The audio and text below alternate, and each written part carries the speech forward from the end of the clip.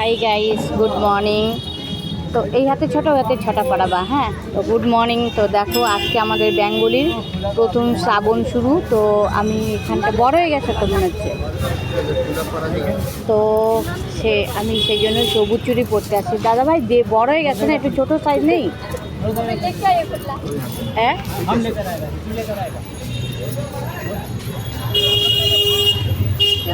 তো তোমরা দেখো আমাকে দাদাভাই পরাচ্ছে সবুজ চুড়ি। তো তোমরা কে কে সবুজ চুড়ি পরতে ভালোবাসো আমার মতো, তাহলে তারা বেশি বেশি করে লাইক করো, কমেন্ট করো, আর আমাকে জানাও।